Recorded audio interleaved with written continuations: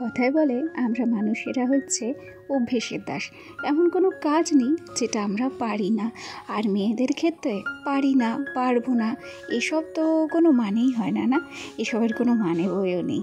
যাই হোক, সব কিছু কাজে কিন্তু মেয়েদের অবশ্যই শিখে রাখতেই হয়। চলো আরও গল্প, আরও কথা হবে তোমাদের সাথে। তার আগে পরিচয় পর্বটা সেরে নিই।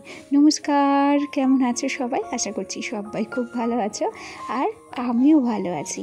আমি রিমি, নদিয়া জেলার খুব ছোট্ট এবং সুন্দর একটা গ্রামের খুব সাধারণ ঘরের গ্রাম্য গৃহবধূ। আমার এই ছোট্ট পরিবার রিমি সুজিত কাপল ব্লগের আজকে আরও একটি নতুন ভিডিওতে তোমাদের সবাইকে অনেক অনেক স্বাগত জানিয়ে ভিডিওটি শুরু করছি, আর আশা রাখছি ভিডিওটি তোমাদের ভালো লাগবে। ঘুম থেকে উঠে তাড়াতাড়ি বাসির ঘরদোর ঝাড় দিয়ে নিয়েছি। ওদিক থেকে ব্রাশটাও করা হয়ে গেছে, তবে ওই যে দেখো কলের মাথায় ব্রাশটা কিন্তু এখনও রয়েই গেছে। মানে কাজের চাপে ব্রাশটা যে ঘরে তুলবো সেই টাইমটুকুও পাচ্ছি না। গতকালকে এই যে র্যাকগুলো, সবজির র্যাকগুলো, এগুলোকে ধোবো বলে বের করেছিলাম, তবে গতকালকে আর ধোয়া হয়নি। সেটাই কিন্তু এই সকালে তাড়াহুড়ো করে ধুয়ে নিলাম। বেশ কিছু বাসি থালা বাসনও ছিল, সেগুলোকেও ধুয়ে নিয়েছি। ওই কাপ, প্লেট, কিছু বাটি, এই সমস্ত কিছু।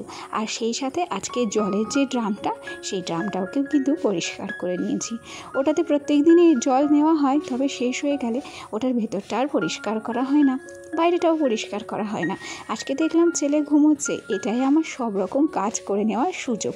আর বাচ্চা ঘুমোতেই দেখবে চটজলদি আমাদের মতো মায়েদের সমস্ত কাজকর্মগুলো কিন্তু সেরে নিতেই হয়। ওদিকের কাজকর্ম সেরে সোজা চলে এসেছি রান্নাঘরে। আর এই ঘরটাতেই কিন্তু আমাদেরকে বেশিরভাগ টাইমটাই অতিবাহিত করতে হয়, সুতরাং রান্নাঘরটাও যে পরিষ্কার করা, সেটাও কিন্তু একটা দৈনন্দিন কাজের মধ্যেই পড়ে, তাই না? ওদিক থেকে সোনার জন্য দুধটাকে গরম করে নিয়েছি, আর এই যে সোনার জন্য একটু পিডিয়াশিওর গুলে নিচ্ছি। তার সাথে দুটো বিস্কুট দেবো, আর তারপর খাইয়ে দেবো। খাওয়া দাওয়া শেষেই কিন্তু আমার সোনাকে ওর ম্যাডাম পড়াতে চলে আসবে। বাচ্চা ছেলে তো, স্কুলে ওই অঙ্গনওয়াড়ি স্কুলে গেলে বেশ ভালো পড়ে, তবে বাড়িতে যেহেতু ম্যাডাম এসছে নতুন নতুন, পড়তে বসতেই চাইছে না, জানো তো, বেশ কান্না করছে।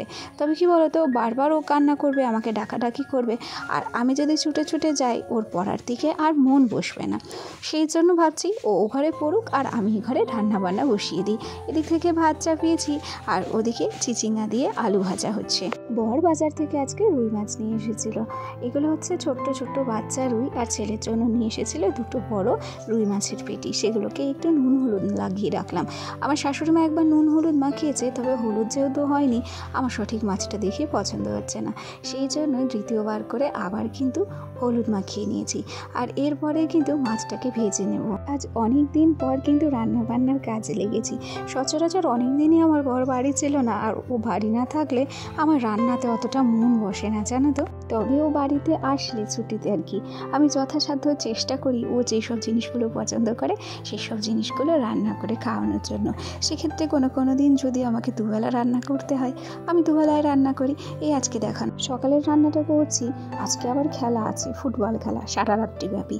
যদি আমার বর সেখানে যায় তাহলে রাতের রান্নাটা আমাকে আর করতে হবে না, আর বাই চান্স যদি না যায় তাহলে কিন্তু রাতের রান্নাটাও আজকে আমি করব ভেবেছি। যাই হোক, কথায় কথায় ও ঘরে কিন্তু আমি মাছটাকে ভাজতে বসিয়ে দিয়ে এসেছি। আর তারপর ছেলেকে কিন্তু পড়িয়ে শুনিয়ে চলে গেছে। আর প্রথমে একবার বিছানাটা গুছিয়েছিলাম ঠিকই, এরপরে আবার একবার করে বিছানাটাকে কিন্তু গুছিয়ে নিচ্ছি। কেন কি, ছোট বাচ্চা মানুষ তো, বিছানার উপরে তার চুপচাপ বসে থাকে না, সারাটা বিছানা লাফিয়ে দাপিয়ে বেড়ায়। সেই জন্য দেখবে বাচ্চা কাচ্চা থাকলে কিছু অগোছালো হোক আর না হোক, বিছানাটা কিন্তু 4-5 বার করে অগোছালো হয়। আর আমাদের মতো মায়েদেরকে কি হয়, বিছানাগুলো 4-5 বার করেই গুছিয়ে নিতে হয়। গল্পে গল্পে বিছানাটাকে কিন্তু গুছিয়ে নিয়েছি, আর এই পর্যায়ে খাটটাকে একটু মুছে নিচ্ছি। দাঁড়াও, একটা কথা বলি, না হলে বক বক করতে করতে সেই আসল কথাটা বলতেই ভুলে যাব। আমার যে সমস্ত বন্ধুরা প্রথম থেকেই আমার সাথে আছো, পাশে আছো, তোমাদেরকে অসংখ্য ধন্যবাদ জানাচ্ছি।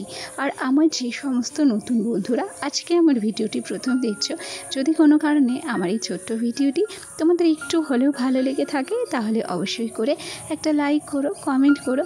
আর তোমরা যদি চাও তাহলে আমার এই ছোট্ট পরিবারের একজন মিষ্টি সদস্য হয়ে আমার পাশে থেকে যেও। আর হ্যাঁ, ভিডিওটি লাইক করতে যেন ভুলো না, কেন কি তোমাদের ছোট্ট একটা লাইক আর তোমাদের মিষ্টি একটা কমেন্ট আমাকে কিন্তু আরও নতুন নতুন বন্ধুদের কাছে পৌঁছতে সাহায্য করে, জানো। যাই হোক, ওদিক থেকে গল্প করতে করতে খাটটাকে মুছে নিয়েছি, আর তারপর বেশ কয়েকটা থালা বাসন ছিল সেগুলোকেও কিন্তু ধুয়ে নিয়েছি। আর এই দেখো না, এদিকে কিন্তু কড়াইতে তরকারিটাও আমি চাপিয়ে নিয়েছি। আজকে একটু আলু দিয়ে, টমেটো দিয়ে, আর তার সাথে চিচিঙ্গা দিয়ে রুই মাছের ঝোলটা রান্না করব। খুব বেশি মশলা আমরা যে ব্যবহার করি তা কিন্তু নয়। একটু জিরে ফোড়ন দিয়েছি একটু তেজপাতা ফোড়ন, আর তারপরে এই যে সবজিগুলো দিয়ে লঙ্কা, লবণ, হলুদ দিয়ে কষিয়ে নেব। আর তারপরেই কিন্তু পাতলা করে মাছের ঝোলটা রান্না করে নেব, আর শেষে দেবো জিরে গুঁড়ো। গল্প করতে করতে মাছের ঝোলটা কিন্তু আমার নামানো হয়ে গেছে।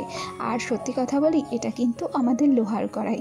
কেউ কিন্তু ভেবো না যে কড়াইটাকে মাজা হয়নি, আসলে এটা একদম লোহার কড়াই, আর কড়াইটা ভীষণ ভারী। এই কড়াইতে রান্না বান্না করতে যতটা অসুবিধে না হয়, কড়াইটা উঁচু করতে ততটাই অসুবিধে হয়। এতটা ভারী আর এতটা পুরু কড়াইটা, জানো তো। এটা আমার শাশুড়ি মা কিনেছিল বাজার থেকে।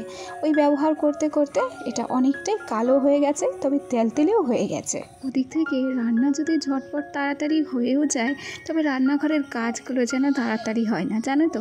এ দেখো, রান্নাঘরটা কিন্তু এখন বেশ ভালো করে পরিষ্কার পরিচ্ছন্ন করে নিতে হবে। কেন কি বলো তো, এই রান্নাঘরটা যদি এখন পরিষ্কার না করি, এখন যদি এটাকে দুদিনের জন্য ফেলে রাখি, তাহলে পুরো টেবিলটাই তেল চিটচিটে হয়ে যাবে। সেই জন্য কী করি জানো, রান্না করার সাথে সাথেও টেবিলটাকে মুছি, আবার রান্না কমপ্লিট হয়ে যাওয়ার পরেও ভালো করে টেবিল বলো, মিটকেস বলো, সেগুলোকেও কিন্তু বেশ ভালো করে মুছে টুছে পরিষ্কার করে নিই। তবে সত্যি কথা বলতে কি জানো তো, দেরিতে হলেও সময়ের সাথে সাথে ঠকতেই বলো আর জিততেই বলো, এই সংসারটা আমাকে অনেক কিছু শিখিয়েছে। এই সংসারটাই শিখিয়েছে কিভাবে স্বার্থপর হতে হয়। এই সংসারটাই আমাকে শিখিয়েছে যে কিভাবে সকলের চাহিদা পূরণ করে নিজে শূন্য হাতে থেকেও খুশি মনে থাকতে হয়। এই সংসারটাই আমাকে শিখিয়েছে কোনো কিছু দোষ না করেও কী করে দোষের ভাগী হতে হয়। বহু কিছু শিখেছি সময়ের সাথে সাথে। আজ 8টা বছর হয়ে গেল বিয়ে হওয়া। তবে সবসময় যে সংসারটা আমাকে নেগেটিভ জিনিস শিখিয়েছে তা কিন্তু নয়, পজিটিভ জিনিসও শিখিয়েছে। এই সংসারটার থেকেই শিখেছি কিভাবে ধৈর্য ধরতে হয়। এই সংসার থেকেই শিখেছি কিভাবে সমস্ত কাজ গুছিয়ে করতে শিখতে হয়। আর এই সংসারটা থেকেই শিখেছি কি নিজে খারাপ থাকলেও, নিজে অসুখী থাকলেও পরিবারের আর 5টা মানুষকে কি করে সুখী রাখার চিন্তা ভাবনা করা যায়। যাই হোক, চলো, সুখ দুঃখ এসব নিয়েই সংসার, আর এসব নিয়ে কিন্তু আমাদের মেয়েদের সারাটা জন্ম মানিয়ে গুছিয়ে নিয়েই চলতে হবে, তাই না? তো যাই হোক, এ পর্যায়ে গল্প করতে করতে সোজা চলে এসেছি একেবারে দুপুরের পরে। আর এখন কুর্তি পরে আছি কেন বলো তো, গেছিলাম বরের সাথে একটু বাজারে। মুদিখানা কিছু বাজার করার ছিল, সেগুলোই করে তারপর বাড়ি ফিরে বাদবাকি যেসব কাজকর্মগুলো ছিল সেগুলো কমপ্লিট করে নিয়েছি। ওই যে মানি প্ল্যান্টগুলো দেখলে, আসলে কি বাইরে মেঘ হয়েছে, একটু একটু বৃষ্টি পড়ছে, সেই জন্য মানি প্ল্যান্টগুলোকে ঘরে তুলে রেখেছি। একটু ঝোড়ো হাওয়া বইছে, সেই জন্য ঝড়ে যদি গাছগুলো নষ্ট হয়ে যায় আগে ভাগে তুলে রাখলাম। এবার সোজা চলে এসেছি একদম সন্ধ্যেবেলা। দুজনের জন্য করে নিয়েছি 2 কাপ চা, একটু নিয়েছি মুড়ি, আর তার সাথে আমার বর আজকে নাজিরপুর থেকে নিয়ে এসেছিল সিঙ্গারা। সত্যি কথা বলতে কি, এসব তেলে ভাজা জিনিস আমরা খুব একটা বেশি খাই না। তবে যখন আমার বর ওই ছুটি টুটিতে বাড়িতে আসে আর কি, তখন একটু আধটু খাওয়া হয়। দুজনা যখন হয়তো কোথাও বেরোই তখন একটু খেলাম, কিংবা কোনো দিন যদি শখ হলো তাহলে ফোন করে আনতে বললাম।